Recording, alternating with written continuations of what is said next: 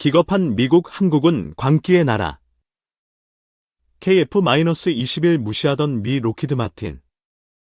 24,000파운드 엔진 보자 빅딜 제안. 한화 에어로스페이스가 차세대 한국형 전투기 KF-21 보라매의 독자 기술로 개발한 보조 엔진, 보조 동력 장치 APU를 공급한다. KF-21 최초 양산분에 탑재될 예정이다. 이를 포함해 추진 착륙 구동 전료 계통 핵심 구성품 총 17종을 공급하기로 했다. KF-21 국산화율이 높아질 것으로 기대된다.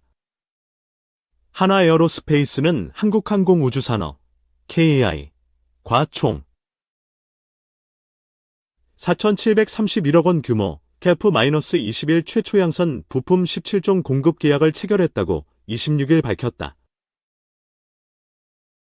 오는 2028년까지 KF-21 최초 양산분에 보조 동력 장치를 포함해 17종의 핵심 구성품을 공급한다. 이와 함께 한화 시스템도 주요 장비의 공급을 추진하고 있다. KF-21의 두뇌 역할을 하는 뒷무 컴퓨터, 조종사의 눈과 귀 역할을 하는 다기능 시험기와 점성신호 제어 관리 시스템, 미국이 기술 이전을 거부한 핵심 장비 중 하나인 적외선 탐색 추적 장비까지 항공전차장비 4종 개발을 완료했다. 향후 카에 공급한다는 목표다. 앞서 한화는 지난 6월 방위사업청과 5,562억 원 규모의 KF-21 엔진 공급 계약도 체결했다. 오는 2027년까지 KF-21 최초 양산 1차분에 탑재되는 F414 엔진 40여 대와 예비 모듈을 납품할 예정이다. F414 엔진은 글로벌 항공엔진 기업 제어로스페이스가 개발한 엔진으로 한화 에어로스페이스는 라이선스, 면허 생산, 형태로 창원 1사업장에서 생산하고 있다. 한화 에어로스페이스 관계자는 KF-21 핵심 구성품을 차질 없이 공급해 자주국방에 기여하고 보조 동력 장치 기반 기술 역량을 바탕으로 첨단 항공엔진 개발도 적극적으로 추진하겠다고 말했다. 국내 유일 화포 제작사 현대위아 공장을 가다 밀착 취재. 공장 천장을 뚫을 것처럼 세워져 있는 거대하고 긴 은색의 쇳덩어리가 서서히 내려가기 시작했다. 잠시 멈추는가 싶었던 쇳덩어리가 갑자기 꽝 하는 굉음을 내며 제자리로 다시 올라왔다. 노란색 펜스가 설치된 구조물 속에 있던 이 쇳덩어리는 이 같은 움직임을 한동안 반복했다. K-9 자주포 사격을 모사한 것으로 K-9에 탑재될 155mm 화포를 시험하는 과정이었다. 성능 테스트 경남 창원시 소재 현대위아 공장에서 만들어진 K-9 자주포 탑재 155mm 화포들이 공장 한쪽에 놓여 있다. 지난달 29일 기자가 방문한 경남 창원시 소재 현대위아 공장 곳곳에선 한국군과 해외 고객이 주문한 화포를 제작 가공 시험하는 작업이 한창이었다. 현대위아는 전차와 자주포, 군함에 쓰이는 대구경 포를 만드는 국내 유일의 화포 제작 전문업체다. 높은 수준의 기술력과 엄격한 관리 체계를 토대로 제작되는 화포는 전차와 자주포 등이 제 위력을 발휘하는 데 꼭 필요한 장비다. 현대위아 창원 공장의 화포 생산 라인에 들어서니 도색이 이뤄지지 않은 채 은빛으로 빛나는 화포들과 짙은 녹색 계열 페인트로 칠해진 화포들이 한눈에 들어왔다. 은빛 화포는 결함 등의 여부를 점검하는 시험을 기다리고 있었다. 실제로 라인 한쪽에선 작업자들이 관련 장비를 동원해 화포를 점검하고 있었다. 화포 생산에서 매우 중시되는 것이 포신을 제작하는 과정이다. 현대위아 특수생산팀 최창열 팀장은 모든 쇠는 길이가 길어질수록 휜다. 길이가 긴 포신이 휘지 않도록 하면서 최대한 오랜 기간 균일한 상태를 유지할 수 있도록 하는 게 제작 공정의 핵심기라고 설명했다. 일반적으로 포신의 수명은 1000에서 1500발 정도. 그만큼 포탄을 쏴도 포신 자체는 이상이 없어야 한다는 의미다. 이를 위해 상당히 오랜 기간 가공을 하고 관리도 엄격하게 이뤄진다고 한다. 포신의 재태기와 포미 장치 등을 더하면 우리가 아는 포탄을 쏘는 화포의 모습에 한층 가까워진다. 조립과 시험 등의 절차도 화포를 만드는 데 있어서 중요한 과정이다. 실전에서 화포에 포탄을 넣고 쏘는 것이 한치의 오차도 없이 진행되도록 도와주는 장치들을 추가하고 결함 유무와 성능 등을 철저히 확인해야 화포가 언제든 제 성능을 발휘할 것이라고 확신할 수 있다. 화포를 만들어도 곧바로 쓸 수 있는 것은 아니다. 시험을 거쳐야 한다. 공장에선 화포를 쏘는 과정을 실제와 가깝게 구현한 시설을 활용해서 점검한다. 가공 절처리 조립 시험을 복합적으로 진행하는 국내에 흔치 않은 공장인 셈이다. 이날 공장에선 K-9 탑재 155mm 화포를 대상으로 시험을 하고 있었다. 화포가 포탄을 쏘려면 주태, 대포 발사 시 포신만 후퇴시켜 반동을 경감과 복좌, 후퇴한 포신을 제자리에 돌려놓는 장치, 기능이 정확히 작동하는지 확인해야 한다. 이를 위해 노란색 펜스가 설치된 시험 구조물엔 길이가 10m에 달하는 화포가 고각으로 설치됐다. 구조물에 있는 장치가 화포를 유압으로 잡아당겨 주태 상황을 모사했다. 화포에 가해진 힘을 풀자 복자가 이뤄지면서 화포가 굉음을 내며 제자리로 돌아갔다. 이 같은 과정이 20여 차례 반복됐다. 이 과정에서 복자가 이뤄지는 속도에 관계자들의 관심이 쏠린다. 포의 각도에 따라서 복자 속도가 다르게 설정되어 있다. 포탄을 제장전에서 쏘는 시간 및 발사 횟수와 직결되므로 해당 기능에 대한 점검은 철저하다. 시험이 무사히 끝나면 화포는 사격이 가능한 수준에 이른 것으로 분류된다.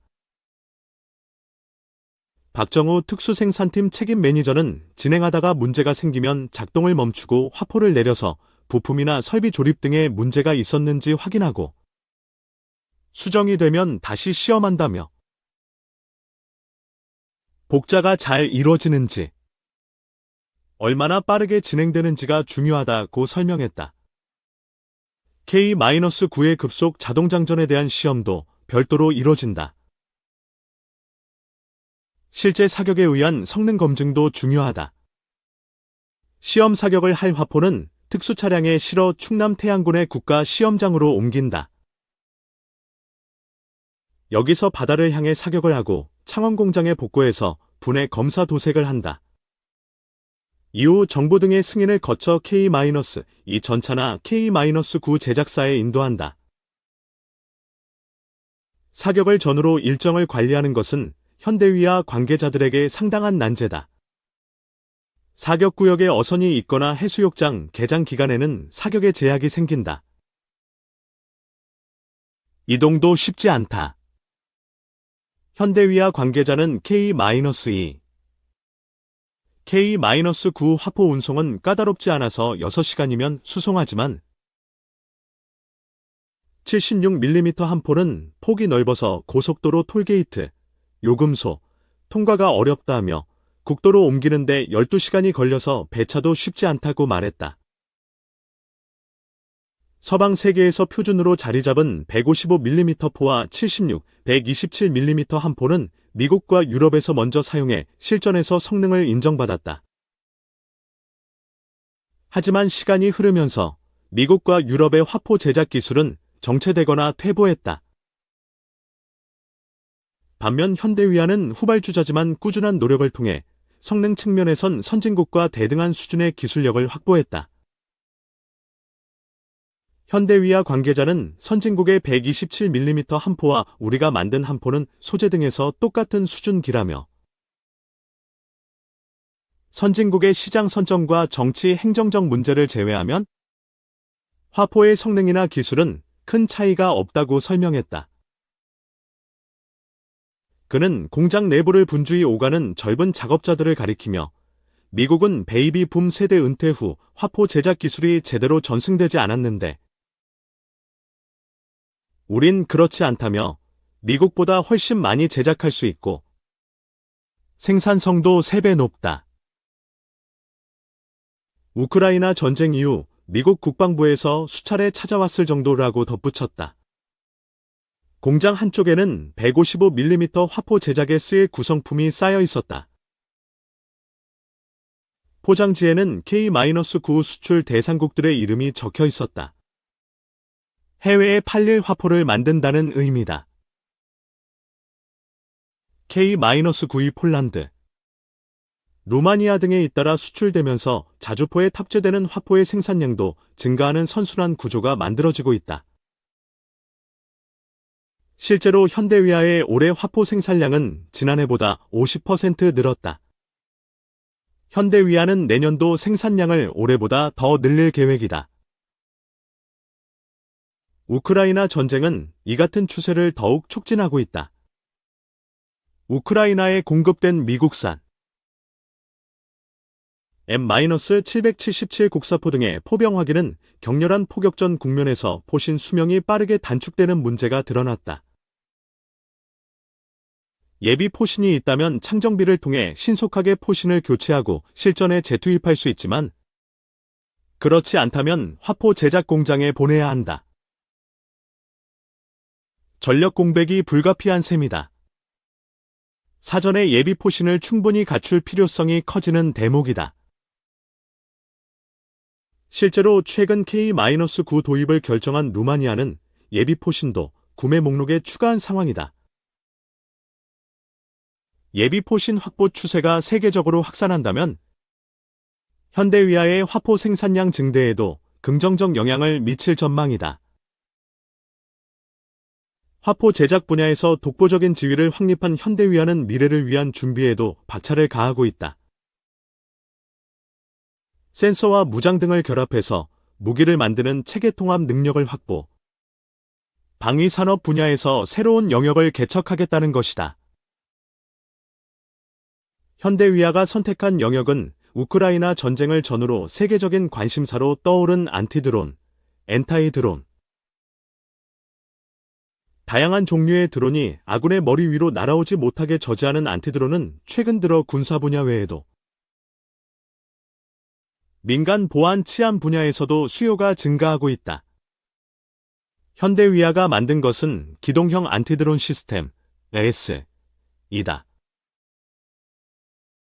한국군에서 널리 쓰이는 소형 전술 차량의 센서와 무장을 탑재한 기동형 ADS는 드론 탐지, 식별, 추적 및 무력화를 하나의 통합 시스템으로 수행하는 것이 특징이다. 현대위아는 드론의 사용이 활성화되면서 드론 공격에 대한 준비를 해야겠다고 판단. 지난 2019년 개발에 착수했다. ADS는 지난해 서울국제항공우주 및 방위산업 전시회, 이덱스 등에 전시된 바 있다. 기동형 ADS는 10km 거리에서 드론을 탐지하는 레이더, AI 알고리즘을 통해 탐지된 드론을 3km 거리에서 식별 추적하는 광학 적외선, EOIR, 카메라, 식별된 드론을 공격하는 전파방해 장치와 원격 사격 통제 체계, RCWS로 구성되어 있다. 일종의 복합 드론 방어 체계다. 차량 내부에는 모니터 4개를 갖춘 통합관제 시스템이 있다. 드론 탐지 추적 식별 무력화에 대한 종합적 관제가 가능하다. 무장을 제외한 장비들은 고객의 요구에 따라 더 높은 사양으로 교체가 가능하며 탑재 플랫폼도 바꿀 수 있다. 우크라이나 전쟁에서 러시아 우크라이나군은 상대방의 전자전 시도를 무력화하는 장비를 드론에 탑재하고 있다. 이는 안티드론의 핵심 요소 중 하나인 전파방해를 무용지물로 만든다. 현대위아는 이 같은 상황에 대응해 40mm 공중확산탄 48발을 쓰는 K-4 유탄기관총 장착 RCWS를 추가했다. 전자전 상황 속에서도 드론을 확실하게 격추할 수 있는 수단을 갖춘 셈이다. 관련 연구를 맡은 서영주 책임연구원은 1m 내외 크기의 드론을 일반 탄으로 맞추는 것은 힘들다. 명중률을 높이려면 강력한 화력을 지닌 공중확산탄을 도입한 이유라며 군집 드론 대응 능력도 높일 수 있다고 설명했다. 현재 기동형 에이데스는 우크라이나 전쟁 발발 이후부터 국내외에서 많은 관심을 받는 모양새다. 특히 단일 드론 외에도 군집 드론의 공격을 저지하는 소요도 있다. 에이데스의 구성품인 레이더나 카메라 등에 대한 수출 여부를 문의하는 경우도 있는 것으로 알려졌다. 현대위아 관계자는 기동형 에이데스, 시연 등의 요청이 많고 군대 외의 원자력 발전소나 국가산업단지 등 국가 기반 시설에 대한 드론 위협도 크기 때문에 관련 분야에서도 관심이 있다는 느낌을 받고 있다고 설명했다.